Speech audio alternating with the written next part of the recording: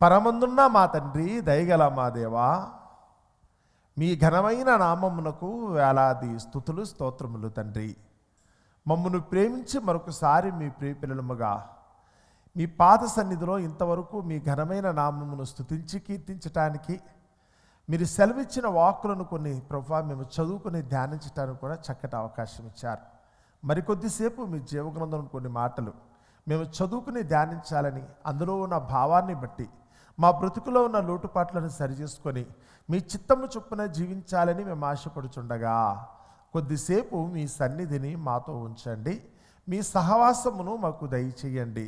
మీ పరిశుద్ధాత్మ సహాయము చేత వినుచున్న మాటల్లోని భావమును మేమందరము చక్కగా గుర్తెరిగి మీ చిత్తము చొప్పున జీవించగలిగే భాగ్యమును మా అందరికీ ప్రసాదించుమని, సమస్తములో మహిమ ఘనత మీకే ఆరోపిస్తూ మీ కుమారుడైన క్రీస్తు నామమున ఈ ప్రార్థన మీకు సమర్పిస్తున్నాము తండ్రి. తండ్రి అయిన దేవునికి మహిమ కలుగునుగాక. ప్రభుని యేసుక్రీస్తు నామంలో చేరువచ్చిన మీ అందరికీ నా హృదయపూర్వక వందనాలు తెలియజేస్తున్నాను. మరి ఈరోజు మన పాఠ్యాంశములుగా కీర్తనల గ్రంథము 27వ అధ్యాయము చదువుకున్నాం. మొదటి రాజుల గ్రంథము 3వ అధ్యాయము 5వ వచనం నుంచి 13వ వచనం వరకు ఉన్న భాగాన్ని మనం చదువుకున్నాం. అలాగే ఫిలిప్పీయులకు రాసిన పత్రిక 3వ అధ్యాయము 7వ వచనం నుంచి 11వ వచనం వరకు ఉన్న భాగాన్ని కూడా మనం చదువుకోవడానికి అయితే దేవుడు అవకాశం ఇచ్చాడు. ఈరోజు ఉద్దేశం వల్ల ఒకటే, రాజైన దావీదు తను రాసిన కీర్తనలోని భావాన్ని బట్టి, దేవుని సన్నిధిలో ఆయనకున్న అవసరతను బట్టి, లేదా మనసులో ఉన్న కోరికను బట్టి దేవుని సన్నిధికి వెళ్ళి దేవుని సన్నిధిలో విజ్ఞాపన చేసినప్పుడు దేవుడు ఆయనకి ఏ జవాబు చెప్పాడు, దానికి ఏ విధంగా అయితే కనుక దావీదు ప్రతిస్పందించాడు అన్న సంగతిని ఈ కీర్తనలో చెప్పారు. ఇంతకు మునిపే మనం విన్నట్లుగా మొదటి ప్రసంగంలో అయితే ఆయన కలిగిన కష్టంలో ఆయన శత్రువులు ఏ విధంగా ఆయన చుట్టుముట్టారు, ఆయన కలిగిన ఆపద ఏ స్థాయిలో ఉంది, చివరికి ఆయన మరణాపాయం ఏ విధంగా సంభవించింది, చివరికి ఆయన ఎంతవరకు వచ్చారంటే నేను చనిపోతే ఆ పరలోకంలో ఉండే అవకాశం నాకు వస్తుందా, సజీవులున్న దేశంలో ఉండే అవకాశం నాకు వస్తుందా.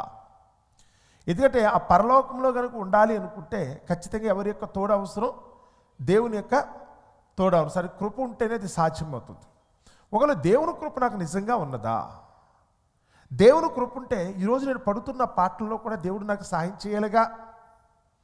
నేను పరలోకానికి వెళ్ళే అవకాశమే కనుక నాకు ఉన్నట్టయితే ఈ లోకంలో కూడా దేవుడైతే కనుక తన కృప చొప్పున నన్ను నడిపించాలి కదా. ఈరోజు నేను శత్రువు నుంచి అయితే కనుక ఎంతో బాధపడుతున్నాను, నాకు కలిగిన అనారోగ్యం నుంచి బాధపడుతున్నాను, ఆపదలను బట్టి బాధపడుతున్నాను, లోకపరంగా ఎదురుతున్న సమస్యలను బట్టి బాధపడుతున్నాను. ఇన్ని విధాలుగా నేను బాధపడుతున్నప్పుడు దేవుని నుంచి నాకేమీ సహాయం అనిపించట్లేదు, నాకేమీ రావట్లేదు. మరి అలాంటప్పుడు ఒకవేళ కనుక ఈ శ్రమలను బట్టి ఆపదలను బట్టి నేను మరణిస్తే, ఈ లోకం నుంచి విడిచిపెట్టే పరిస్థితి కనుక నాకు ఉత్పన్నమైతే పరలోకానికి వెళ్తానా? ఇక్కడే నాకు సహాయం లభించినప్పుడు ఇంకా పరలోకం నేను ఎట్లా వెళ్తాను? మాట మీకు అర్థమవుతుందా? ఎటు కూర్చున్న మీకు కూడా ఈ ఆలోచన కలగాలి.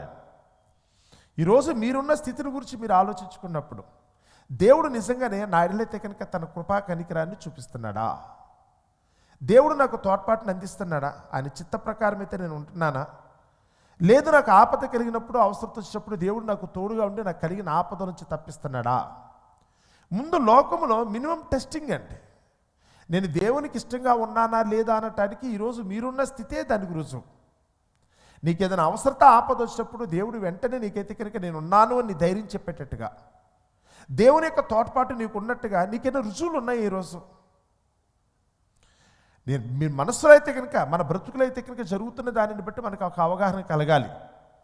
దేవుడు నాకు తోడుగా ఉన్నాడన్న ధైర్యం మీకు వచ్చిందా?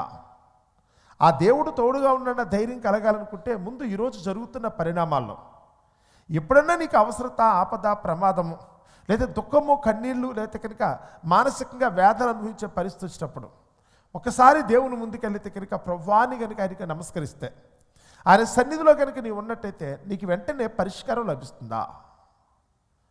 లభించే దానిని బట్టే కదా దేవుడి నుంచి నాకు జవాబు వచ్చింది అంటే దేవుడు నాకు తోడుగా ఉన్నాడని అర్థం. నేను ఎంత ప్రయాసపడినప్పుడు కూడా దేవుడి నుంచి నాకు ఏ సమాధానం రావటం లేదు, ఒకరు నన్నైతే కనుక దేవుడు పట్టించుకోవట్లేదంటే దాని అర్థం ఇప్పటికీ దేవుడు అయితే కనుక నీ ఎడల తన కృపను చూపించలేదు. ఇక్కడే ఒకవేళ కనుక ఎలాంటి నిరాకరణ మనకుంటే, లోకంలో బ్రతుకున్నప్పుడే దేవునికి ఒక కృపను కనుక మనం పొందలేకపోతే ఇక పరలోకానికి వెళ్ళటానికి అవకాశం ఉంటుందా? మ్యాటర్ అర్థమైందా? దావీదు గారు ఈ కీర్తన అయితే రాసేప్పుడు అర్థమైందా? ఆయనైతే కనుక అడుగుతున్న మాట అది. ఇప్పుడు ఏం జరిగిందంట? ఇంతకుముందు మనం చదువుకున్నప్పుడు మొదటి పాఠ్య భాగంలో నాని అయితే కనుక చెప్పిన మాట ఏం జరిగింది అతనికి, ఆయనకున్న ప్రాబ్లం ఎలా ఉంది అనుకున్నప్పుడు ఆయన అంటున్నాడు, 10వ వచనం నుంచి చదువుతున్నాను. నాకు ఎదురైన ఆపదలు ఎలా ఉన్నాయో తెలుసా? ఎంత కనికరం, ఎంత కష్టమో ఆపద నాకు కలిగింది అనుకుంటే చెప్తున్నాడు ఆయన. నా తల్లిదండ్రులు నన్ను విడిచినాను, యెహోవా నన్ను చేరతీయను. నమ్మకం ఎలా ఉంది దీనికి? నా తల్లిదండ్రులు నన్ను విడిచిపెట్టినప్పుడు కూడా దేవుడు తప్పకుండా నన్ను చేరదీస్తాడు. నిజమేనా? చేరదీశాడా? ఈరోజు చాలామంది అయితే కనుక నా భర్త నన్ను విడిచిపెట్టేస్తున్నాడు, నా భార్య నన్ను పట్టించుకోవట్లేదు, నా పిల్లలు నన్ను పట్టించుకోవట్లేదని చాలామంది అయితే కనుక బాధపడుతూ ఉంటారని. లోకంలో మీకు వచ్చినప్పుడు చివరికి కన్నా తల్లి తండ్రి నన్ను విడిచిపెట్టినా దేవుడు నన్ను చేరదీస్తాడన్న నమ్మకం మీకుందా? మీ తల్లిదండ్రులు, తోబుట్టులు, బంధువు, మిత్రులు అందరినీ నేను విడిచిపెట్టినప్పుడు కూడా నీకైతే మాత్రం ఏ లోటు లేకుండా దేవుడైతే కనుక చూడగలుగుతాడన్న నమ్మకం నీకుందా? ఇతర లోకంలో ఏ బంధము శాశ్వతం కాదు, ఎవరిని నమ్మటానికి వీల్లేదు. మనుషులైతే కనుక అవసరం ఉన్నంతసేపు ఒకలాగా, అవసరం తీరిపోయిన తర్వాత మరొకలా మాట్లాడతారు. మన వల్ల ఏదైనా ప్రయోజనం ఉందనుకుంటేనే మన దగ్గరికి వస్తారు తప్ప, లేకపోతే మన మొహం మీదనే మనం నిరాకరించి వెళ్ళిపోతారు. మనం ఎన్ని విధాలుగా బ్రతిమలాడినా, ఎన్ని విధాలుగా వారి దగ్గరికి వెళ్ళి ప్రాధేయపడినా చాలా సందర్భాలు అయితే కనుక మన మొహం ఇంకా చూడడానికి కూడా వాళ్ళు ఇష్టపడకపోవచ్చు. కానీ ఒక్కటి మాత్రం గుర్తుపెట్టుకోండి, అలాంటి పరిస్థితే నాకు ఉత్పన్నమైనప్పుడు, ఇలాంటి పరిస్థితి నాకు ఎదురైనప్పుడు కూడా, అందరూ నన్ను విడిచిపెట్టినప్పుడు కూడా దేవుడు నన్ను చేరదీస్తాడు. ఈరోజు మీకు జరుగుతున్న పరిణామాలను బట్టి కనుక ఈ ఒక్కదానికి సమాధానం చెప్పుకోండి. ఎవరున్నా లేకపోయినప్పుడు కూడా దేవుని నమ్ముకున్న వారికి ఉన్న నమ్మకాలు అంటే తెలుసా? నా వారు అనుకున్న వాళ్ళు కూడా ఒక్కొక్కరు నన్ను విడిచిపెట్టి వెళ్ళిపోతున్నప్పుడు కూడా ఐ డోంట్ కేర్.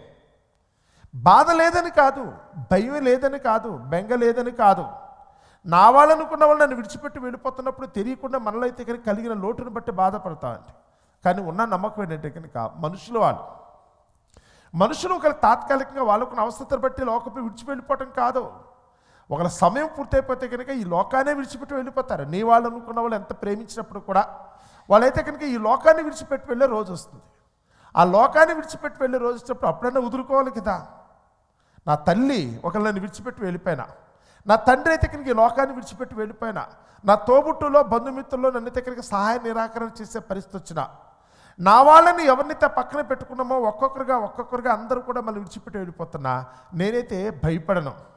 ఆ రాయబడిన మాట మొదట వచ్చినదే కదా, యెహోవా నాకు వెలుగును రక్షణై ఉన్నాడు, నేను ఎవరికి భయపడుదును? దేనికి భయపడాలి?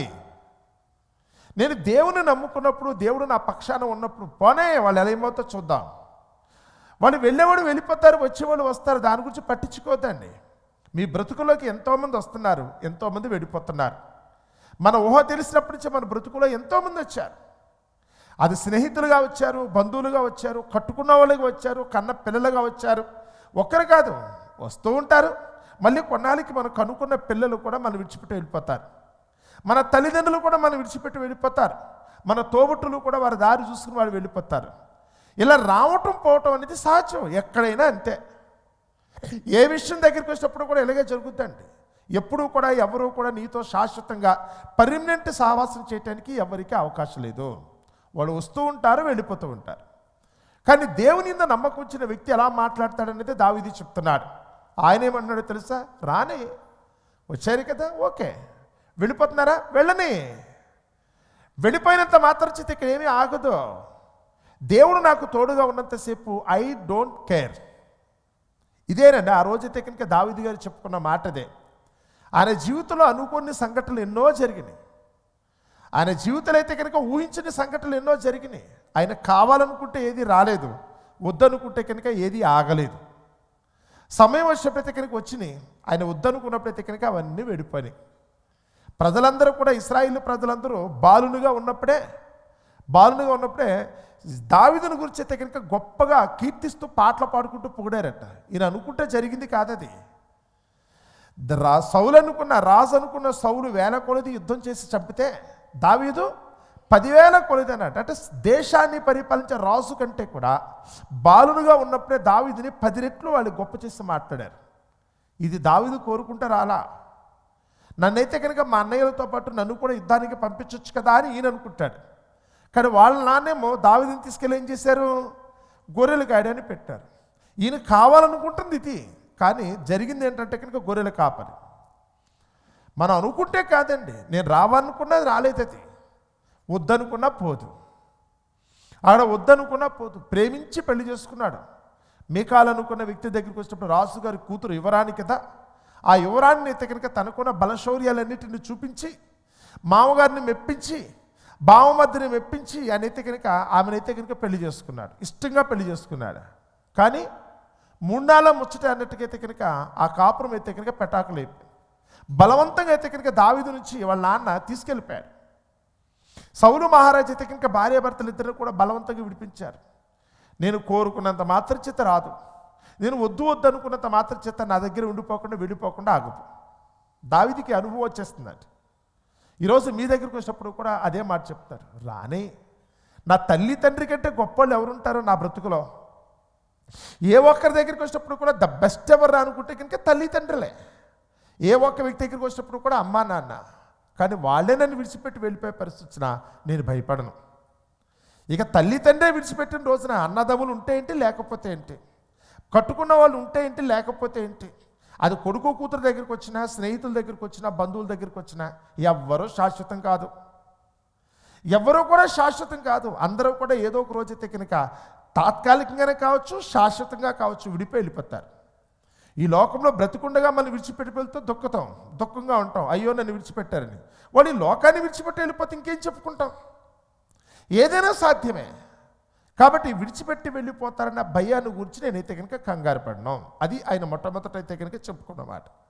ఈ కీర్తన రాయడానికి అయితే కనుక కారణం అయితే కనుక అదే చెప్తున్నాడు. ఇప్పుడు కిందకు వచ్చినప్పటికీ ఆయన ఏమన్నాడు చూడండి అక్కడ, యెహోవా నీ మార్గమును నాకు బోధింపుము. ఏం కావాలట ఆయనకి? ఇందాకే మనం పాట పాడుకున్నప్పుడు ఆ వచ్చిన 3వ వచనం పాడాను. నాకు మార్గమును ఉపదేశమునైతే కనుక ఆయన మార్గంలో నడిపించేట్టుగా ఏర్పాటు చేసేది కూడా అదే. అందుకని ముందు అడుగుతున్నాడు, నా తల్లి తండ్రి నన్ను అయితే కనుక విడిచిపెట్టి వెళ్ళిపోతే ఇప్పుడు నేను ఎదుర్కొంటున్న పరిస్థితిని బట్టి అయితే కనుక హౌకనే నేను ఎలా వెళ్ళాలి, నేను ఏ మార్గంలో అయితే కనుక నడిచే పరిస్థితి రావాలనుకున్నప్పుడు ఆయన అడుగుతున్నాడు, నీ మార్గమును నాకు బోధించు. అసలు నీ ఏర్పాటు ఏంటి ప్రభువా? ఏంటి జీవితం ఏంటి? పుట్టినప్పుడైతే కనుక అందరూ నన్ను మెచ్చుకున్నారు, అందరూ ముద్దులాడారు, అందరూ నన్ను ఎత్తుకున్నారు ప్రభువా. నా కొరకు నా తల్లి తండ్రి అయితే కనుక ఎంతో ప్రేమ చూపించారు. నా చుట్టూ ఉన్న వాళ్ళందరూ కూడా నన్ను ఎంతో గొప్పగా చూసుకున్నారు. నా తోబుట్టులు అయితే కనుక నాతో కలిసిమెలిసి ఆడుకున్నారు. మేమందరం అయితే కనుక స్నేహితులతో కలిసి కనుక ఎంతో సంతోషానందాలతో ఉన్నాం. రోజులు గడిచినాయి, సంవత్సరాలు గడిచినాయి. ఓ సమయానికి వచ్చేటప్పటికల్లా ఈరోజైతే కనుక నా బ్రతుకేమవుతుందో తెలుసా? నా కన్న తల్లిదండ్రి దగ్గర లేరు. నేను కనుక్కున్న కొడుకు కూతురు కూడా అయితే నేను విడిచిపెట్టి వెళ్ళిపోతున్నారు. నా వాళ్ళని ఎవరి గురించి తనుకుంటున్నామో వాళ్ళందరూ కూడా అయితే కనుక ఒక్కొక్కరిగా నా మీద నిందలేసి మరీ వెళ్ళిపోతున్నారు. చివరికి నా శరీరం దగ్గరికి వచ్చినప్పుడు కూడా ఒకప్పుడు ఎంతో బలం ఇచ్చావు, మొహం మీద అందం ఇచ్చావు, తెలివితేటలు ఇచ్చావు, జ్ఞానం ఇచ్చావు, జేబులో డబ్బులు కూడా ఇచ్చావు. మరి ఈరోజు అవన్నీ కూడా ఒక్కొక్కటిగా వెళ్ళిపోతున్నాయిగా. ఈరోజు కనీసం నేను పిలిస్తే కనుక పలికెవడు కూడా లేకుండా పోతున్నాడు కదా. తినాలనుకున్నా తినలేని పరిస్థితి, తిందామనుకున్నా దగ్గరికి రాని పరిస్థితి. ఏంటి ప్రవ్వా, ఏంటి జీవితం ఏంటి? అసలు నువ్వేమనుకుంటున్నావు? నీ సంకల్పం ఏంటి, నీ మార్గం ఏంటి అని చెప్పి ఆయన దగ్గరికి వెళ్ళి అడుగుతున్నాడట. నీ మార్గమును నాకు ఉపదేశం. ఏంటి అసలు ఈ ప్రయాణం ఏంటి? ఈ జీవితం ఎలా ప్రారంభమైంది, ఎలా ముగుస్తుంది? ఈ ప్రయాణంలో నువ్వు చెప్పొచ్చేది ఏంటి ప్రభువా? ఒక మనిషి యొక్క జీవిత ప్రయాణంలో నేను తెలుసుకోవాల్సింది ఏంటి ప్రభువా? దయచేసి అయితే కనుక నాకు చెప్పవా? నేను కూర్చున్న మనందరూ కూడా ఆలోచించింది పరమార్థం అంటారు చూసారా, బ్రతుకు యొక్క పరమార్థం. ఇది తెలుసుకోవడం కోసమే ఆ రోజు దావీదు గారు అయితే దేవుణ్ణి అడిగాడు. ఈరోజు మీరు కూడా మౌనంగా ఉండకుండా తెలుసుకోండి. మీకు ఊహ తెలిసినప్పటి నుంచి మీ బ్రతుకులో జరిగిన ప్రతి సంఘటన ఒకసారి జ్ఞాపకం చేసుకోండి. మీ తల్లి తండ్రి మీ ఎడలో ఒకప్పుడు చూపించిన ప్రేమ, మీ భర్త భార్య ఒకప్పుడు మీ ఎడలో చూపించిన ప్రేమ, మీ తోబుట్టులతో కలిసి మీరు ఆనందంగా గడిపిన రోజులు, మీరు కనుక్కున్న పిల్లల్ని బట్టి మీరైతే కనుక ఎంతో అల్లారుముద్దుగా వారు పెంచుకున్నప్పుడు వారి వలన వచ్చిన సంతోషానందాలు ఎందుకు కొద్దిసేపే కనపడుతున్నాయేంటి? అమ్మా నాన్న ప్రేమ కొద్ది కాలం, అన్నదమ్ముల ప్రేమ, అక్క చెల్లి ప్రేమ కొద్ది కాలం, కట్టుకున్న భర్త భార్య ప్రేమ, లేకపోతే కన్న పిల్లల ప్రేమ ఏదో వచ్చినట్టు వస్తుంది, ఏదో మెరిసినట్టు వచ్చి కొద్దిసేపు మళ్ళీ అయితే కనుక మోసం చేసి వెళ్ళిపోతుంది. నేను ఇదే ఉంటే బాగుండని అనుకుంటున్నాను. నా భర్త నాతో ఎప్పుడు ప్రేమగా ఉంటే బాగుండని చాలామంది ఆడపిల్లలు అనుకుంటారు. నా భార్య ఎప్పుడు కూడా నాకైతే అనుకోకుండాలని చాలామంది భర్తలు కోరుకుంటారు. నా పిల్లలు ఎప్పుడు కూడా నా మాట వినాలనైతే కనుక చాలామంది తల్లిదండ్రులు కోరుకుంటారు. మీరు కోరుకుంటున్నారు, లేరని కాదు, ఒకప్పుడు ఉన్నారు. మీ కోరిక అయితే కనుక కొద్ది కాలం తీరింది. ఇలాగే ఉంటే బాగుండని మీరు అనుకున్నారు, కానీ ఎప్పటికీ అలా ఉండదు. మీ మొహం మీద అందం ఉండదు, ఒంట్లో బలమో ఉండదు, మీ శరీరంలో ఆరోగ్యం ఉండదు, చివరికి మీ ఒంట్లో ప్రాణం కూడా ఉండని రోజు ఒకటి రాబోతుంది. ఇది ఏది కూడా శాశ్వతం కాదు. ఒక్కొక్కటి అన్నీ కూడా విడిచిపెట్టి వెళ్ళిపోయే పరిస్థితులు వస్తాయి. ఇవన్నీ కూడా విడిచిపెట్టి వెళ్ళే పరిస్థితి వస్తుంది. దావీదుకి ఇదే తెలుసుకోవాలనిపించిందంట. ఏంటి ప్రభువా, నీ మార్గం చెప్పవా? నువ్వు ఏదైతే కనుక మానవులు ఎడల నీ సంకల్పం రక్షించడం కోసమైతే కనుక నీ రక్షణ ప్రణాళిక నాకు అర్థం కావట్లేదు. జరుగుతున్న పరిణామాలు చూస్తే కనుక భయం అనిపిస్తుంది. కానీ ఆ భయంలో అయితే కనుక ఒకటే వెలుగు, దేవుడు ఉన్నాడు కదా. నేను నమ్ముకున్నా నా దేవుడు ఉన్నాడు కనుక నేనైతే కనుక భయపడవలసిన అవసరం లేదు. కాబట్టి జరుగుతున్న పరిణామాలు ఎంత బాధాకరంగా ఉన్నా, అది ఎంత దుఃఖాన్ని అయితే కనుక కన్నీటిని తీసుకొస్తున్నప్పుడు కూడా నేను దేవుడిని బట్టి అయితే కనుక ధైర్యంగా ఉంటానని చెప్పి ఆయన అంటున్నాడు. మాట అర్థమైందా? అప్పుడు ఆయన అంటాడు, నీ మార్గమును నాకు బోధింపము, నా కొరకు పొంచి ఉన్న వారిని చూచి సరళమైన మార్గములను నడిపింపము. ఈయన కొరకు ఎవరు పొంచి చూస్తున్నారట? మనుషులు. ఆ రోజైతే కనుక ఒక యుద్ధంకి వెళ్ళే రాజుగారు కనుక, ఆయన ఒక సైనికుడు యోధుడు కనుక ఆయన కొరకు పొంచి ఉండే దొంగలు ఉంటారు, కత్తులు పుచ్చుకొని. ఎవరైతే కనుక ఈయన వల్ల నష్టపోయారో వారైతే కనుక దావీదుకైతే హాని కలిగించాలని వాళ్ళు పొంచి ఉంటారు కత్తులు పట్టుకొని. ఈరోజు అక్కడ కూర్చున్న మీ అందరి దగ్గరికి వచ్చినప్పుడు కూడా మీ కొరకు కూడా పొంచి ఉన్నవారు ఉన్నారు తెలుసా. అదును దొరికితే కనుక మిమ్మల్ని మట్టు పెట్టాలని చూసేవాళ్ళు ఉన్నారు. ఎక్కడ? బయట ఎక్కడో లేరండి. ఎక్కడున్నారు? మీ ఒంట్లోనే ఉన్నారు. మీ ఒంట్లో ఉన్న రోగం మీ కొరకు పొంచి చూస్తాం తెలుసా. మన శరీరంలో సకల రోగాలన్నీ ఉంటాయంట. దానికి సంబంధించిన వైరస్లో, సూక్ష్మజీవులో, బ్యాక్టీరియా అంతా ఉంటుందట. పరిస్థితులన్నీ బాగున్నంతసేపు మనకైతే కనుక మంచి స్ట్రెంత్ ఉన్నంతసేపు, విల్ పవర్ ఉన్నంతసేపు అవి ఏం మాట్లాడకుండా కామ్గా చూస్తూ ఉంటాయి. నువ్వు ఎప్పుడు వీక్ అవుతాయా అని ఆలోచిస్తాయట. నువ్వు ఎప్పుడు బలహీనపడతావా అని ఆలోచిస్తాయి. ఎప్పుడైతే కనుక నువ్వు బలహీనపడ్డావు, నాకు అవకాశం వచ్చిందనుకుంటే నీ ఒంట్లో ఉన్నవన్నీ కూడా, రోగాలన్నీ కూడా ఒక్కసారి నీ మీద దాడి చేస్తాయనే సంగతి నీకు తెలుసా. ఎప్పుడో చిన్నప్పుడు పడిపోయారండి, దెబ్బలు తగిలినప్పుడు నొప్పులు. ఎప్పుడు గుర్తొస్తాయి నొప్పులు? చిన్నప్పుడు తగిలిన దెబ్బలు, వాటి వల్ల కలిగిన నొప్పులు. ఆ రోజు ఒంట్లో ఉన్న దమ్మును బట్టి నువ్వు మర్చిపోయావు. కానీ ఇవన్నీ ఎప్పుడు బయటేస్తాయి? ఇవన్నీ ఎప్పుడు బయటపడతాయి? నేను ఎప్పుడు బాధిస్తాయి తెలుసా? కూర్చుంటే లేవలేక, లేస్తే కూర్చోలేని పరిస్థితి మనకు వస్తుందండి. ఒకప్పుడు నేనైతే కనుక అన్నిటినీ సమర్థించుకున్నవాడినే. కానీ మనం ఎప్పుడైతే కనుక బలహీనులమయ్యాం, ఆ ఒంట్లో ఉన్న రోగం అయితే కనుక ఎప్పుడైతే కనుక తన ప్రకోపాన్ని చూపించడం ప్రారంభించిందో ఒక్కసారిగా మనం డేలా పడిపోతాం. ఈరోజు మన ఒంట్లో ఉన్న జబ్బులే మన కొరకు పొంచి ఉన్నట్టున్నాయి. ఏ క్షణాన మన ప్రాణం తీసేస్తాయో తెలియదు తెలుసా. మీకు వచ్చిన రోగం దగ్గరికి వస్తే కనుక క్షణక్షణం భయం, దినదిన గండం నూరేలా ఆయుష్నట్టుగా ఈరోజైతే కనుక మీ దగ్గర ఉన్నాయి. ఆ రోజు దావీదుకున్న శత్రువులు అయితే కనుక దావీదు ఎప్పుడు దొరుకుతాడని కత్తులు పుచ్చి తిరిగాడేమో. ఈరోజు కనబడని శత్రువులు మన ఒంట్లోనే ఉన్నాయి, మన ఇంట్లోనే ఉన్నారు. మన కనబడని శత్రువులు నీతో కాపురం చేసేవాళ్ళే నీ శత్రువులు అవకాశం కోసం ఎదురు చూస్తున్నా తెలుసా. చివరికి నువ్వు కనుక్కున్న నీ పిల్లల దగ్గరికి వచ్చిన, నీ స్నేహితులు, నీ బంధువుల దగ్గరికి వచ్చినప్పుడు కూడా అందరూ కూడా అయితే కనుక పొంచి ఉన్నారట. మీకా గ్రంథం చదువుతున్నప్పుడు అయితే కనుక అక్కడ ఒక మాట ఉంటుంది, స్నేహితుని ఎందు నమ్మిక ఉంచవద్దు, ముఖ్య స్నేహితుని కూడా నమ్మొద్దు అన్నాడు. ఏంటి ప్రభువా అని అడిగితే కనుక ఏమన్నాడు తెలుసా? ప్రతివాడు కిరాతకుడే తన సహోదరుని కొంప ముంచుతున్నారు. వాళ్ళందరూ కూడా పొంచి చూస్తున్నారు. నువ్వు వారిని అనుమానించలేవు.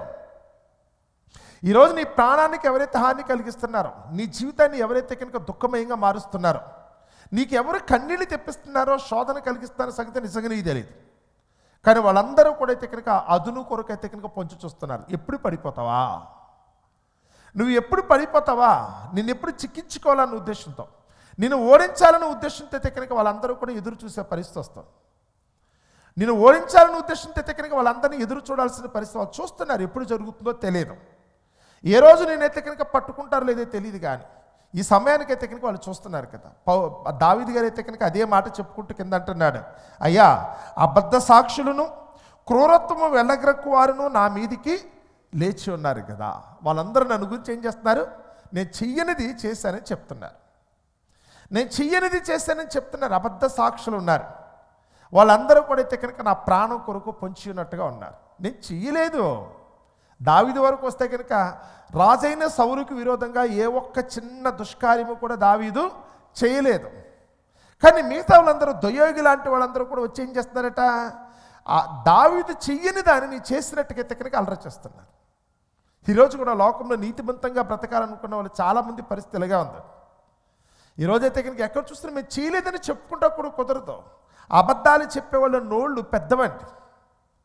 అబద్ధాలు ప్రచురం చేసేవాళ్ళు నోళ్ళు పెద్దవి. ఈరోజు లోకానికి కూడా అబద్ధాన్ని నమ్మినంత త్వరగా నిజం ఎంత చెప్పినప్పుడు కూడా గింజుకున్నప్పుడు కూడా ఎవరో నమ్మరు. ఎప్పుడు కూడా మనుషులు ఎలాంటి వారు అనుకున్నప్పుడు తిమోతి రాసిన పత్రికలో పౌలు గారు చెప్తున్నారు, మనుషులు దురద చెవులు కలిగిన వారు. ఇలాంటి దురద మాటలు వినటానికే ఏదో ఒక సెన్సేషన్ అయితే కనుక వాళ్ళకి కావాలి. వాళ్ళందరూ అయితే కనుక ఏదైనా జరగని దాన్ని కూడా ఫ్యాంటసీగా చెప్తున్నా వాళ్ళైతే కనుక ఆ మాటనైతే కనుక నిజంగా వినటానికైతే ప్రయత్నిస్తారు. వాస్తవాన్ని, సత్యాన్ని ఎవరూ కూడా ఈరోజు నమ్మరండి.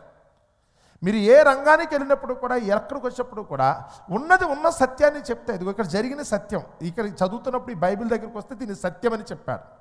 కానీ చాలామందికి ఇందులో ఉన్న సత్యం వినటానికి ఇష్టం లేదు. కానీ కథలు, కవిత్వాలు మాత్రం కావాలి. వాళ్ళ కవులు కల్పించిన కథలు ఎవరైతే ఉందో, పలానా వారు ఎవరో రాశారు ఆ పుస్తకాన్ని అంటే కనుక ఆ పుస్తకంలో ఉన్న కథల గురించి అయితే కనుక ఈరోజు వాళ్ళైతే ఇష్టపడతారు. ఓ సినిమాల గురించి, ఒక సీరియల్స్ దగ్గరికి వస్తే కనుక వాటిని చూడడానికో వినటానికి అయితే కనుక ఇష్టపడతారు. అవన్నీ కల్పితాలు, అవి కథలవి. దాన్ని చూసి కన్నీళ్ళు పెట్టేసుకునే వాళ్ళు కూడా ఉన్నారు. దాన్ని చూసి ఎమోషన్ ఫీల్ అయిపోయే వాళ్ళు ఉన్నారు.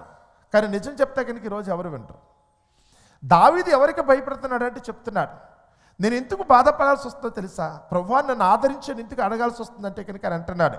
మొట్టమొదట అబద్ధ సాక్షులను, రెండవది క్రూరత్వము వెళ్ళగ్రక్కు వారును నా మీదికి లేచి ఉన్నారు. దుర్మార్గులు వాడు. నేను చెయ్యని తప్పునైతే కనుక చేస్తేనే అలర చేస్తున్నారు. వాడు నిజమని అందరి చేత నమ్మిస్తున్నారు. అందరినీ కూడా భ్రమలోకి నెడుతున్నారు. నేను తప్పు చేయలేదని చెప్పినప్పుడు కూడా ఎవరు కూడా నా మాట వినట్లేదు కదా. నేను చేసింది నిజమని చెప్పినా ఎవరు నా మాట వినట్లేదు కదా. ఈరోజు కూడా నీతిగా బ్రతికేవాడు మాట ఎవరు వినరండి. ఈరోజు నీతిగా బ్రతికేవాడు మాట, 10 మందికి ప్రయోజనం కలిగించేవాడు మాట ఈరోజు ఎవరు వినరో. ఈరోజైతే కనుక అబద్ధాల కోర్లు చెప్పిన మాటలు ఈరోజైతే కనుక ప్రజలందరికీ బాగా నచ్చుతాయి. రెండోది కూడా దేవుడు కూడా చెప్తున్నాడు, అబద్ధమును నమ్మున్నట్లు మోసము చేసే శక్తిని దేవుడు వారికి పంపుచున్నాడు కదన్నాడు. అబద్ధం నమ్మాలనే దేవుడు నిర్ణయించాడు. ఈరోజు మన చుట్టూ ఉన్న సొసైటీ దగ్గరికి వచ్చినప్పుడు కూడా నిజం కంటే కూడా వీళ్ళు అబద్ధాన్ని నమ్ముతారు. నమ్మాలి, ఇది దేవునికి ఆజ్ఞ. వీళ్ళ అబద్ధాలకు వెళ్ళి వీళ్ళ ఎత్తి మీద చెయ్యి వీళ్ళే పెట్టుకోవాలి. వీళ్ళ జీవితానికి వీళ్ళే నాశనం కలిగించినట్టు చేసుకోవాలి. ఎందుకంటే వీళ్ళకి దేవుడు అంటే నమ్మకం లేదు. పైగా నీతిగా కాకుండా దుర్నీతిని అనుసరించి బ్రతికే వీళ్ళకి శిక్ష విధించడం కోసమే, బుద్ధి చెప్పడం కోసమే దేవుడు వీళ్ళకి వీళ్ళుగానే అబద్ధాన్ని నమ్మేటట్టుగా చేస్తారట. లోకమైతే కనుక అలాగే ఉంది. అందుకనే దావీదు గారి దగ్గరికి వచ్చినప్పుడైతే, ఏంటి ప్రభువా నువ్వైతే కనుక అబద్ధాన్ని అయితే కనుక నమ్మేటట్టుగా నువ్వే చేస్తానని చెప్తున్నావు, కానీ వాళ్ళు అబద్ధం చెప్పి నన్నైతే కనుక పాడు చేస్తున్నారు కదా. నా జీవితానికి అయితే కనుక ఎంతో దుఃఖాన్ని, వేదనని కలిగిస్తున్నారు కదా. చెయ్యని తప్పుని నా మీద వేస్తున్నారు ప్రభువా. నేనేం చేయను? ఇప్పుడు నేనేం చేయను? ఇలాంటి పరిస్థితులు అయితే కనుక నేనేం చేయను? లోకంలోకి వెళ్ళటానికి లేదు. నేను చెయ్యని తప్పుని నా మీద వేసైతే కనుక వాళ్ళు నిందాపూర్వకంగా మాట్లాడుతున్నారు. నన్ను ఒక దొంగగా, దుర్మార్గుడిగా చూస్తున్నారు. నన్ను ఏం చేసేది? నీతిగా బ్రతకాలనుకుంటే కనుక లోకంలో నాకు అవకాశం లేదు కనుక నేనేం చేయను ప్రభువా. అప్పుడు ఆయన ఏమన్నాడట, ఇప్పుడు 5వ వచనం చదువుతున్నాను చూడండి. అక్కడ 7వ వచనం, యెహోవా నేను కంఠధ్వని ఎత్తి నిన్ను ప్రార్థించినప్పుడు నా మనవి ఆలకించు. దయచేసి విను ప్రభువా. మా అమ్మ నాన్న నా మాట వినట్లేదు, నా కొడుకు కూతురు కూడా నా మాట వినట్లేదు, నా కట్టుకున్న భర్త భార్య కూడా వినట్లేదు. అన్నదమ్ములు చెప్పినా, అక్క చెల్లి చెప్పినా, స్నేహితులు చెప్పినా, బంధువులు చెప్పినా వాళ్ళు వినట్లా. అధికారుల దగ్గరకో, నాయకుల దగ్గరికి వెళ్ళి వాళ్ళకి చెప్పినప్పుడు కూడా ఎవ్వరు కూడా నా మొర ఆలకించేవాళ్ళు లేరు. నిజం చెప్తే కనుక ఈరోజు నమ్మేవాళ్ళు ఒక్కరు కనపట్లేదు. కాబట్టి దయచేసి నువ్వన్నా కానీ నాకైతే కనుక సహాయం చేయి. నేనైతే నీతో మొర పెట్టుకున్నప్పుడైతే కనుక నా మొర ఆలకించు ప్రభువా అని అన్నాడు. చూడండి, ఇక్కడ కరుణతో నాకు ఉత్తరం ఈ ప్రభువా. దయచేసి కరుణ చూపించు. నువ్వన్నా నాకు సహాయం చేయకపోతే, నువ్వన్నా నాతో మాట్లాడకపోతే, పడుతున్న బాధ, నేను చెయ్యని తప్పుకు అనిపిస్తున్న శిక్షను చూసినప్పుడు నేనైతే కనుక దారి కూడా తొలగిపోయే పరిస్థితి వస్తుందేమో. ఒకరి నేను నీతిగా ఉన్నప్పుడు కూడా నేనైతే కనుక పడకూడని నిందలు పడి, నేను అనుభవించకూడని కష్టాలు పడేటట్టయితే నాకు కూడా అనిపిస్తుంది, ఎవరికి లేని బాధ నాకెందుకు? ఓ 2-3 వారాల క్రితం అయితే కనుక ఫస్ట్ వీక్లోనే మనం చదువుకున్నది మన 2025 జనవరి మొదటి వారంలో అయితే కనుక చదువుకున్న 73వ కీర్తన దగ్గరికి వస్తే కీర్తనాకారుడు అయితే కనుక అదే చెప్తున్నాడు. ఉండటం అవసరమా? నేను నిర్దోషిగా దోషం లేకుండా చేతులు కడుక్కుని కూర్చోటం అంత అవసరమా? అందరూ కూడా హ్యాపీగా తప్పు చేసిన వాళ్ళు ఈరోజు చొక్కాలు అయితే కనుక పైకి ఆలరాలు ఎగరేసి తిరుగుతున్నారు. ఈరోజు చేయకూడని దౌర్భాగ్యమైన పనులు చేసిన వాళ్ళైతే కనుక ఈరోజు కులుక్కుంటూ సంతోషంగా తిరుగుతున్నారు. ఎదుటివాడి రక్తాన్ని కళ్ళ చూసిన వాళ్ళు ఎవరైతే ఉన్నారు, ఎదుటివాడి కష్టాన్ని దోచుకున్న వాడు ఎవరైతే ఉన్నాడో ఈరోజైతే కనుక బిల్డింగుల మీద బిల్డింగులు కట్టుకున్నాడు, కార్ల మీద కార్లు కొనుక్కుంటున్నాడు. దోచుకున్నవాడు బాగున్నాడు, నీతిగా బ్రతికేవాడికి ఈరోజు భోజనం లేకుండా పోతుంది. పోను భోజనం పెట్టకపోయినా పర్లేదు, కానీ మానసికంగా వాడిని అయితే కనుక ఇబ్బంది పెట్టయితే కనుక హీనపరిచే పరిస్థితుంది కదా. అవసరమా? నేనెందుకు నీతిగా ఉండాలి ప్రభా? నేను కూడా దారి తొలగిపోతాను కదా, నేను కూడా అయితే కనుక వాళ్ళ మార్గంలో వెళ్ళిపోతాను అనుకున్నాడట. ఎవరో ఆ 73వ కీర్తన రాసిన ఆసాపు గారు అయితే కనుక తన వ్యక్తిగత జీవితాన్ని చెప్తున్నాడు. అవసరమా? వెళ్ళిపోనా ప్రభా, నేను కూడా అయితే కనుక నీతి మార్గం నుంచి తొలగిపోనా? కానీ దేవుడైతే కనుక ఆయన ఎడల కరుణ చూపించాడు. ఆ కరుణతో అయితే కనుక ఆసాపు గారికి అయితే కనుక దేవుడు సమాధానం చెప్పాడు. అందుకని ఆయన ఏం చేశాడు? రా, ఎక్కడికి? లోకంలోకి వెళ్ళి సమాధానం చెప్పలా. ముందు ఎక్కడ కూర్చోమని చెప్పాడు? దేవుని సన్నిధిలో కూర్చో. దుష్టత్వంలో ఉన్న ఈ లోకం, దుష్టుని ఎందున్న ఈ లోకం దగ్గరికి వెళ్తే తెలియకుండా నీ మనస్సు కూడా ఎలాగే పాడైపోతుంది. నువ్వు దుష్టుని ఎందున్న లోకంలోకి వెళ్ళటం అసలు మొదటి నీ తప్పు. నువ్వు అక్కడికి వెళ్తే దుష్టులతో మాట్లాడినప్పుడు మరి దుష్ట మాటలు కాకపోతే ఏమొస్తాయి? అబద్ధికుల దగ్గర కూర్చున్నప్పుడు అబద్ధాలు కాకపోతే ఏమొస్తాయి? నువ్వు అపాసకుల దగ్గర కూర్చున్నప్పుడు నీ మీదైతే కనుక సెటైర్లు కాకపోతే ఏమేస్తారు? చెప్పాను కదా, దుష్టుల ఆలోచన చొప్పున నడవద్దు, పాపుల మార్గంలో నిలవద్దు, అపాసకులు కూర్చుండే చోట కూర్చోవద్దని ఖరాఖండిగా దేవుడు చెప్పాడు. నువ్వు వెళ్ళకూడని వారి దగ్గరికి వెళ్ళి మళ్ళీ నాకేమో నింద పడింది, అవమానం పడింది అంటావేంటి? నువ్వు దారంటే వెళ్తున్నావు, ఓ గేదో లేదా ఆవో వెళ్తుంది అనుకోండి, అది పేడేసినప్పుడు దానికి పేడైతే కనుక దాని తోక అంటుకుంటుంది. బురదలో దొరికినప్పుడైతే కనుక దాని బురదంతా ఒళ్ళంతా అంటించుకుని ఉంటుంది. ఆ అంటించుకున్నప్పుడైతే కనుక అది సరదా, దానికి దారంటే వెళుతున్నప్పుడైతే కనుక చక్కగా అయితే కనుక తోక ఊపుకుంటూ వెళుతుంది. ఎదురుగా బురదతో వస్తున్న గేదో అయితే కనుక ఆవో వచ్చింది అనుకుంటే, అది పేడ అంటించుకుని వస్తుంది అనుకున్నప్పుడు నువ్వేంటి దాన్ని పక్క నుంచి వెళ్తావేంటి? దాని దగ్గరికి వెళ్తే కనుక పక్క నుంచి వెళ్తారు. అది పశువు, అది పశువు. నువ్వు దాని దగ్గరికి వెళ్ళి ముద్దు పెట్టుకుంటానంటే కుదరదు. దానికి తోకోపటం అనేది దాని సహజ లక్షణం, పేడ అంటించుకోవటం, బురదలో ఉండటం అనేది దాని సహజ లక్షణం. కాబట్టి అది బురద అనుకున్నప్పుడు, నాకు అంటుకోకూడదు అనుకున్నప్పుడు వీలైనంతవరకు అయితే కనుక నువ్వు మార్గం తప్పించుకుని వెళ్ళిపోవటం బెటరు, లేదని కొంచెం దూరంగా వెళ్ళటానికి ప్రయత్నించాలి. కానీ దాని దగ్గరికి వెళ్ళి నేను రాసుకు పూసుకు తిరుగుతాను కానీ బురద అంటుకోకూడదంటే ఊరుకుంటుందా? దుష్టుని ఎందున్న ఈ లోకం, అబద్ధంతో కూడుకున్న లోకం, పచ్చి మోసంతో కూడుకున్న లోకం. ఈరోజు లోకం దగ్గరికి వస్తే కనుక ఎవడు నీతిమంతుడు? మన పరిపాలించే పాలకుల దగ్గరికి వచ్చినప్పుడు కూడా అన్ని అబద్ధాలే తప్ప ఒక్క నిజాలు ఎప్పుడైనా చెప్తారా? వీరి మీద వాళ్ళు, వాళ్ళ మీద వేళ్ళు వేసుకుని అయితే కనుక ఈరోజు అయితే కనుక మనకి నీతులు చెప్పడానికి ఏదో ప్రయత్నించినట్టు ఉంటుందే తప్ప అన్ని పచ్చి మోసంతో కూడుకున్న మాటలే కదా వింటున్నాగా. ఈరోజైతే కనుక ఎవరి ఆధిపత్యం వాళ్ళు చలాయించడం కోసం, ఎవరు గొప్ప కోసమే తప్ప ఒక్కటి మనుషులకు పనికొచ్చేది జీవితాన్ని బాగు చేసుకుని ఒక మాట కానీ ఒక పని కానీ చేసే వాళ్ళు ఎవరున్నారు చెప్పండి? పెంట దగ్గరికి వెళ్ళి వాసన రాకూడదంటే ఎట్లా? బురద దగ్గరికి వెళ్ళి నాకు అంటుకోకూడదంటే ఎట్లా? నువ్వు లోకంలోకి వెళ్ళైతే కనుక ఈ పాటలు పడకు. నువ్వు అక్కడికి వెళితే కనుక జరిగేది ఎలాగే ఉంటుంది, నీ మనస్సు పాడైపోతుంది. నువ్వు వాళ్ళు చూసినప్పుడైతే కనుక తెలియకుండా నువ్వైతే ఇబ్బంది పడే పరిస్థితి వస్తుంది. అందుకని ఇలాంటి ఆలోచనకు వచ్చినప్పుడు, అయ్యో నేను దుఃఖపడుతున్నాను, బాధపడుతున్నాను, నా నీతిగా బతుకుతున్నప్పుడు కూడా నా విశ్వాసాన్ని ఎవరు చూడలేదని ఫీల్ అవ్వకు. ఏదో సామెత చెప్పినట్టే కనుక మోటోడిగా మొగలు పువ్విస్తే కనుక మరిచి ఏదో చేస్తానని లోకంలో సామెత ఉంటుందట.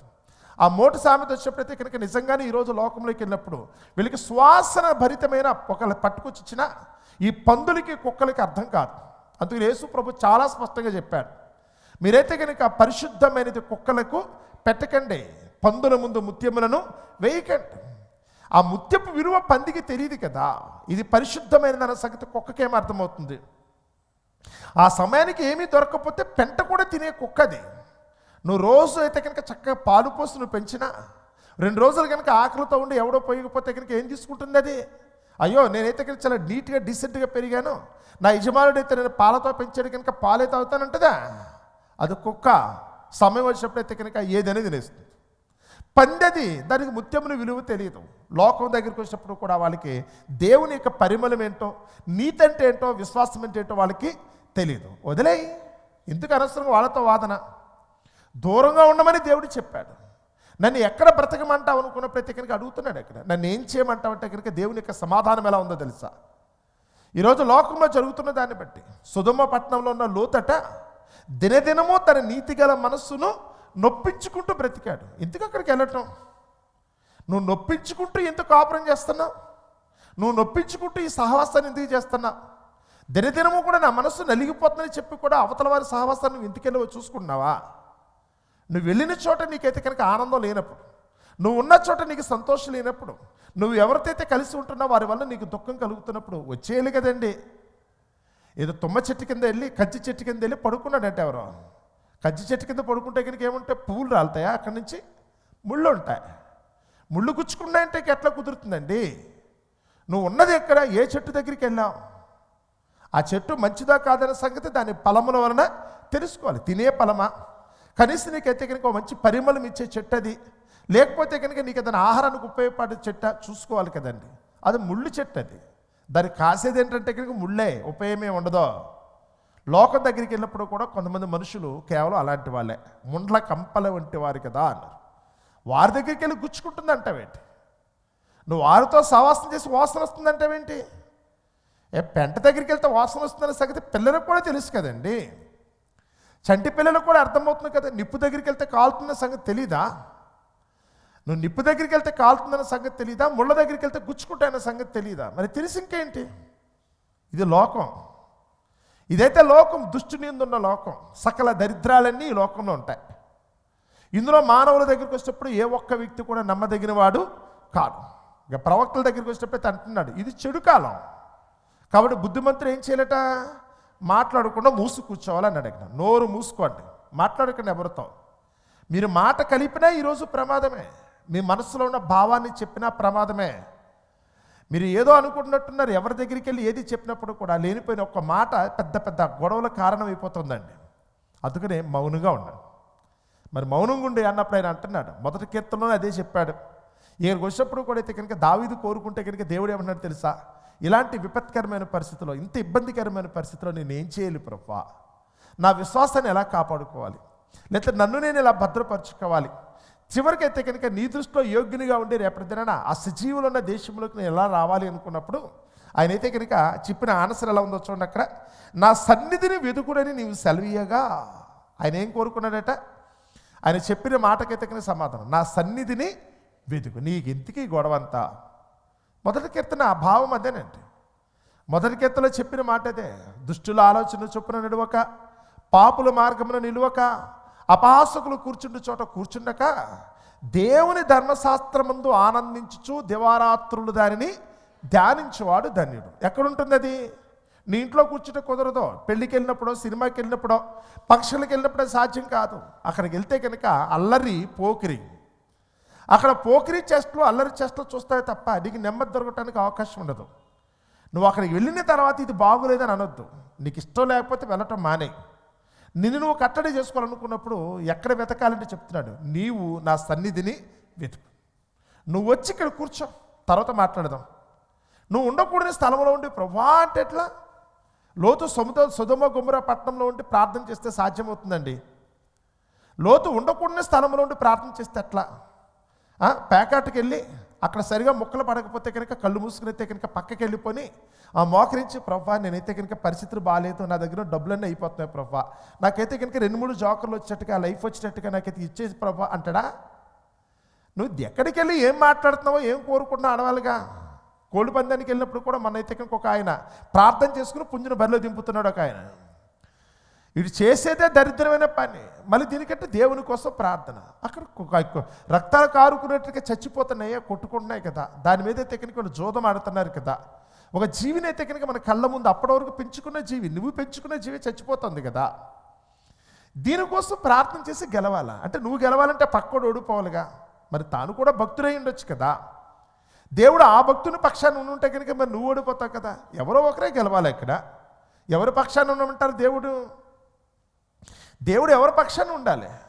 ఏంటి మోసం, ఏంటి దరిద్రం, ఏంటి ఇది చూడలేక ఆయన అయితే కనుక దావీదు గారు కంగారు పడిపోతున్నారట. నువ్వు ఇవన్నీ చూడొద్దు, కానీ నువ్వు కళ్ళు మూసుకుని కళ్ళు పేలిపోయే పరిస్థితి నీకు వద్దు, కానీ ముందు నువ్వు వచ్చి నా సన్నిధిని వెతుకు. ముందు వచ్చి నువ్వు సన్నిధిని వెతుకు, దేవుని సన్నిధిలో కూర్చో. ముందు నా సన్నిధిలో ఉంటే కనుక ముందు ఈ సమస్యలకు పరిష్కారం దొరుకుతుంది కదా. నువ్వు లోకంలో ఉండకూడని చోట ఉండి వాళ్ళు మాట్లాడే మాటలో, చేసే పనిలో, లేకపోతే వాళ్ళ ప్రవర్తన చూసి నువ్వు పిచ్చెక్కిపోవటం వల్ల ప్రయోజనం లేదు. నా బుర్ర హీట్ ఎక్కిపోతుంది, నా జుట్టు పీకేసుకుంటే కుదరదు. లోకం అది. నువ్వు ఉండగలిగితే కనుక వాళ్ళతో పాటు కలిసి వెళ్ళిపోతే పర్వాలేదు. నువ్వు వాళ్ళతో వెళ్ళిపోతే కనుక ఏ గొడవ లేదు. రేపటి దినాన్ని అందరూ కలిసితే కనుక అక్కడికి వెళ్ళిపోదురు. కానీ లేదు ప్రభు నా విశ్వాసాన్ని కాపాడుకుంటానని కానీ నువ్వు అనుకునేటట్టయితే ముందు ఈ లోకమునికి ఏం చేయాలట? వేరే బ్రతకడం. మూర్ఖులకు, ఈ తరమ వారికి వేరే బ్రతకమని చెప్పడం కోసమే యేసుప్రభువారు వచ్చారు. ఆ వేరే బ్రతికే స్థలం ఏంట్రా అంటే కనుక అది దేవుని యొక్క సన్నిధి అన్నాడు. ఇక్కడికి వచ్చి కూర్చోవటంలో ఉద్దేశం అదండి. మీ భర్తను వదిలిపెట్టుకుని ఇక్కడ చాలామంది వచ్చారు, భార్యను వదిలిపెట్టుకుని వీళ్ళు వచ్చారు, మీ పిల్లలను వదిలిపెట్టుకుని, మీ తల్లిదండ్రులు వదిలిపెట్టుకుని, లోకంలో మీకున్న వృత్తి వ్యాపారాలు, మీ స్నేహితులు అందరూ ఇప్పుడు ప్రస్తుతం ఎవరు లేరు. మీరు కేవలం దేవుని మాట మీద లేకపోతే దేవుని సన్నిధిని అనుభవించాలనే ఉద్దేశంతో మీరు ఇక్కడికి వచ్చారు. మీరు ఇక్కడ ఉంటేనే నెమ్మది. మీరు ఈ స్థలం మందు ఉంటేనే నెమ్మది. మళ్ళీ ఇక్కడి నుంచి వెళ్ళిపోగానే మళ్ళీ బుర్రంతా కూడా ఏమైపోద్ది? నరకంలోకి పోయినట్టే కదా. మీరు నరకంలోకి పోయినట్టే కదా, పొయ్యిలో ఉన్నట్టు అనిపిస్తూ ఉంటుంది. తప్పించుకోవాలనుకుంటే కనుక ఒకే ఒక్క మాట, మీరైతే కనుక ఆ ఒత్తిడి నుంచి తప్పించుకోవాలనుకున్నా, ఆ దుఃఖ సహితమైన స్థితిలో నుంచి అయితే కనుక మీరు కనుక బయటపడాలనుకున్నా, వీటన్నిటికీ దేవుడైతే కనుక దావీదు గారికి ఇచ్చిన ఆన్సర్ ఏముందంటే కనుక నీవు నా సన్నిధిని వెతుకు అని. నీవు నా సన్నిధిని వెతుకు అని. ఆ సన్నిధిలోనే నీకైతే కనుక నెమ్మది కలుగుతుంది. నువ్వు లోకంలోకి వెళ్ళి నువ్వు అన్నీ నా బుర్ర తినేయకముంటావు. నువ్వు వెళ్ళకూడదు చోటుకు వెళ్ళైతే కనుక ప్రభు గుచ్చుకుంటుందో ప్రభా, వాసన వస్తుందో ప్రభా, బురద అంటుకుంటుందో ప్రభా, నేను వినలేకపోతున్నాను ప్రభా, ఎన్ని ఎందుకు? నువ్వు వెళ్ళకూడదు చోటుకు వెళ్ళకుండా ఉంటే కనుక, నువ్వు ఉండవలసిన చోటు ఉంటే కనుక ఈరోజు నీ మనసు ప్రశాంతంగా ఉంటుంది. నీ బీపీ తగ్గుతుంది, నీ షుగరు తగ్గుతుంది, నీకు ఆందోళన తగ్గుతుంది, నీ మనసుకు నెమ్మది వస్తుంది, అన్నీ వస్తాయండి. ముందు అక్కడ ఉండటం వల్లే కదా ఈ ప్రాబ్లమ్స్ అన్నీ కూడా. లోకంలో మనుషుల మధ్యన దేవుడు తెలియని, లేకపోతే దేవుడు అంటే భయం లేని వ్యక్తుల మధ్యన ఉన్నంతసేపు తెలియకుండా నువ్వైతే కనుక అనుక్షణము కూడా, దినదినము కూడా నీ నీతి గల మనస్సును నొప్పించుకోవాల్సిన దుస్థితి వస్తుంది. ఆ స్థితి నీకు కలగకుండా ఉండాలనుకుంటే ఇప్పటికైనా దేవుని సన్నిధిని వెతకండి. అందుకే దావీదు యొక్క కోరిక కూడా ఎలా ఉంటుందంటే, చిరకాల కోరిక. 23వ కీర్తన ఆఖరి వచనం చెప్తున్నాడు, చిరకాలము నేను యెహోవా సన్నిధిలో నివాసం చేస్తాను. ఎందుకంటే అక్కడుంటేనే నాకు అయితే కనుక రక్షణ. ఆ దేవుని సన్నిధిలో ఉంటేనే నాకు నెమ్మది. ఆ దేవుని దగ్గర ఉంటేనే, ఆయన కాపరి తత్వం ఉంటే నిజంగా నాకు ఏ లోటు ఉండదు. ఆ 23వ కీర్తన చదివినప్పుడు కూడా ఆయనైతే అదే సమాధానం చెప్పాడు కదా, యెహోవా నా కాపరి, నాకు లేమి కలుగదు. పచ్చిక గల చోట్ల ఆయన నన్ను పరుండ చేయుచున్నాడు, శాంతికరమైన జలముల యొద్ద నన్ను నడిపిస్తుంది. దేవుని సన్నిధిలోకి వస్తే ఇవన్నీ వస్తాయి. నువ్వు దేవుని సన్నిధిలో ఉంటేనే ఇది సాధ్యమవుతుంది. ఏదో సరదాగా వెళ్ళొచ్చాను, ఏదో చుట్టపు చూపు కోసం వెళ్ళొచ్చానని కాదండి. దేవుని సన్నిధి అంటే కనుక వారానికి 1 గంట కాదు, నిరంతరము నువ్వు దేవుని సన్నిధిని ఆశ్రయించిన రోజున నీ జీవితం అయితే కనుక ఎంతో నెమ్మదిగా సమాధానంగా ఉంటుంది. అందుకని చివరికి స్టేట్మెంట్ ఇస్తున్నాడు ఆయన, యెహోవా నాకు వెలుగును రక్షణనై ఉన్నాడు కనుక నేను ఎవ్వరికీ భయపడాలి. దేవుడే నాకు వెలుగుగా రక్షణగా ఉన్నంతసేపు ఐ డోంట్ కేర్ కదా అన్నాడు. నేను ఎవ్వరికీ భయపడవలసిన అవసరం లేదని. దేవుడు నీకు తోడుగా లేనంతసేపు, దేవుడు కనుక నీ బ్రతుకులో లేనంతసేపు, లేదా ఆయన సన్నిధిని వెతకకుండా లోకంలో తిరుగుతున్నంతసేపు నీ బ్రతుకు గ్యారంటీ లేదు. నీ బ్రతుకైతే కనుక గ్యారంటీ లేదు. దినదినము కూడా నువ్వైతే కనుక క్షణక్షణం భయంగా గడపాల్సిన బ్రతుకు నీకుంటుంది. అలాంటి దుస్థితి నుంచి కనుక విడిపించబడాలనుకుంటే ప్రతి ఒక్కరూ కూడా ఈ మాటలు ఎవరైతే వింటున్నారో అందరూ కూడా దేవుని సన్నిధిని వెతకండి. మీరు దేవుని సన్నిధిని వెతికినప్పుడు, ఆయన సన్నిధిలో మీరు ఉన్నప్పుడు మాత్రమే మీ జీవితాలకైతే కనుక నిజమైన నెమ్మది, భద్రత ఉంటుంది. అట్టి భద్రత, నెమ్మది మనందరూ కూడా అనుగ్రహించబడాలని, ఆయన కృపలో మనం ఎల్లప్పుడూ కూడా సంతోషానందాలతో వర్ధిల్లాలని మిమ్మల్ని అందరినీ కూడా మనసారా కోరుకుంటూ నా మాటలు ముగిస్తున్నాను. అట్టి కృప దేవుడు మనందరికీ దయచేయునుగాక. ఆమేన్. ప్రార్థన చేసుకుందామండి.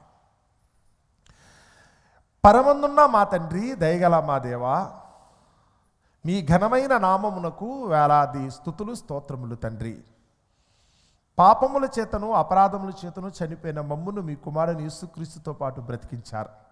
దుష్టుని ఎందున్న ఈ లోకం నుంచి మమ్మల్ని తప్పించి ప్రభా, మీ సన్నిధిలో మమ్మల్ని ఉంచుకోవడానికి ప్రభా మీరు ఇష్టపడిన విధానాన్ని బట్టి మీకు స్తుతులు స్తోత్రములు తండ్రి. మీరు ఆదేశించినట్టుగా ప్రభా మీ సన్నిధిలో కాకుండా మేము లోకంలోకి వెళితే దినదినము కూడా ప్రభా మేమైతే కనుక మా మనస్సు నొప్పించుకుంటూ బ్రతకాలి, అల్లరితో ప్రభా దౌర్జన్యంతో తండ్రి మేమైతే కనుక తండ్రి కలిగిన ఫలితాన్ని బట్టి దుఃఖముతో ఉండాల్సిన పరిస్థితి వస్తుందని మేమందరము కూడా తండ్రి ఎప్పుడో ప్రభా రుచి చూసి ఉన్నాం. ఇలాంటి స్థితిలో ప్రభా మాకున్న ఆశ్రయము తండ్రి, మాకున్న వెలుగు ప్రభా, మమ్మల్ని ఆదరించేది మీరు మాత్రమే. మీ సన్నిధిని ఎప్పుడైతే ప్రభా మేము ఆశ్రయిస్తామో, మీ సన్నిధిలోనే ప్రభా మా జీవితాన్ని గడపడానికి ఎప్పుడైతే కనుక మేము సంసిద్ధులం అవుతామో, మా జీవితాలకి నిజమైన నెమ్మది లభిస్తుందని ప్రభా మరొకసారి మేమందరం కూడా మీ వాక్యాన్ని బట్టి చదువుకోవడానికి ఆనందించడానికి అవకాశం ఇచ్చారు. వీరిని ఏ ఒక్కరూ ప్రభా ఈ మాటలోని పరమార్థాన్ని త్రోసివేయకుండా మూర్ఖులైన ఈ తరము వారికి వేరుగా మేము బ్రతకటానికి, దుష్టుని ఎందున్న ఈ లోకంలోంచి మేము తప్పించబడి తండ్రి నెమ్మదికరమైన వాతావరణంలో మీ పాద సన్నిధిలో మేమందరము బ్రతుకున్నట్లుగా కావాల్సిన సహాయమును మా అందరికీ ప్రాప్తింప చేయమని మేము బ్రతిమాలుకొనుచున్నాం. ఈ చక్కటి అవకాశాన్ని మాకు అనుగ్రహించారు. మరొకసారి మీ పిల్లలముగా ఇంతవరకు మీ సన్నిధిలో మీరు అనుగ్రహించే ప్రభా మీ జ్ఞాన వచనాలను వినటానికి కూడా చక్కటి భాగ్యం మా అందరికీ ప్రాప్తింప చేసినందుకు మీకు స్తుతులు స్తోత్రములు. ముందున్న మా కార్యక్రమమును మీ నామమునకు మహిమార్థముగా జరిగించమని మీ కుమారుడైన క్రీస్తు నామమున ఈ ప్రార్థన మీకు సమర్పిస్తున్నాము తండ్రి.